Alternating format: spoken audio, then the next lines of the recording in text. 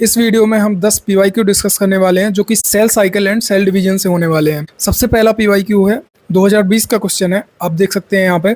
Some dividing cell exist the cell cycle and intervegetative phase, this is called quiescent phase, G naught phase. This process occur at the end of, मतलब G naught phase किसके end पे होता है। आपको पता है कि सबसे पहला फेज होता है जीवन फेज। जीवन फेज के बाद एक चेक पॉइंट आता है कि अगर न्यूट्रिएंट्स हैं तो वो एस फेज में जाएगा, डिवाइड करेगा, अगर नहीं है तो वो मेटाबॉलिकली इनएक्टिव स्टेट में चला जाएगा, जिसको जी नॉट फेज बोलते हैं। तो इसका आंसर सीधा सीधा आपको लगा देना है जीवन, यानी डी ऑप्शन। नेक्स्ट क्वेश्चन है आपका 2021 से, which stage of meiotic prophase सोर्स terminalization of chiasmata as its distinctive feature. Chiasmata का टर्मिनलाइजेशन कहाँ पे होता है? आप एनसीईआरटी की लाइन टू लाइन देखेंगे, उसमें साफ साफ लिखा है कि ये लास्ट स्टेज में, प्रोफेज 1 की लास्ट स्टेज यानी कि डाइकाइनेसिस, इसमें होता है। तो सीधा सीधा आपको लगा देना है ए ऑप्शन। फिर नेक्स्ट क्वेश्चन है 2021 का, इसमें पूछा है what stage of the meiosis involve division of centromere. Centromere का डिवीजन किस स्टेज में होता है? तो सेंट्रोमर का डिवीजन जब होता है तब क्या होता है, सिस्टर क्रोमेटिड अलग हो जाते हैं, और ये कब होता है? एनाफेज 2 में। तो इसका भी आंसर क्या हो जाएगा? फर्स्ट। फिर नेक्स्ट क्वेश्चन है आपका 2022 से, बाइवेलेंट और tetrad formation is the characteristic feature observe during. इसको आप एक ट्रिक से याद रख सकते हैं अगर आप भूलते हैं तो, और डायरेक्ट वैसे तो याद रहता ही है। मैं ऐसे याद किया था कि बाइवेलेंट को मैं पढ़ता था बाय, और ये होता था जाइगोटिन में जिसमें सिनेप्टोनिमल कॉम्प्लेक्स बनते थे।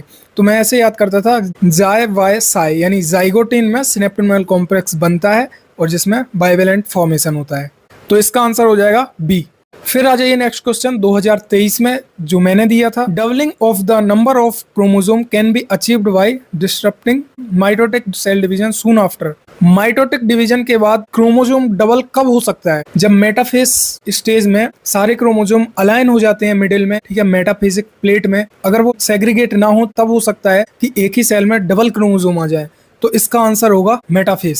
कुछ लोग इसका आंसर एनाफेज लगा देते हैं कि एनाफेज में क्रोमोसोम नंबर डबल हो जाता है, ऐसा नहीं है। नेक्स्ट क्वेश्चन है, which of the following stage of meiosis involve division of centromere. Centromere का डिवीजन कब होता है? तो सेंट्रोमियर का डिवीजन जब भी होगा, सिस्टर क्रोमेटिड अलग होंगे, जो नई सेल बनेंगी उसमें हर एक सिस्टर क्रोमेटिड एक नया क्रोमोसोम बन जाएगा। तो ये कब होता है? एनाफेज 2 में होता है। तो आंसर हो जाएगा आपका सी। अब आते हैं 2024 का question, following are stage of cell division. ये सारी स्टेज दी हुई हैं। अब आपको पूछा है कि करेक्ट सीक्वेंस क्या है। तो आंख बंद करके आपको ये याद होना चाहिए कि इसका सीक्वेंस होता है, सबसे पहले होता है G1, फिर S फेस, फिर G2 फेस, और कैरियोकाइनेसिस और साइटोकाइनेसिस में सबसे पहले होगा कैरियोकाइनेसिस, तब जाके फिर साइटोकाइनेसिस होता है और सेल डिवाइड हो जाती है। तो इसका सीधा सीधा आंसर आपको दिख रहा है डी ऑप्शन।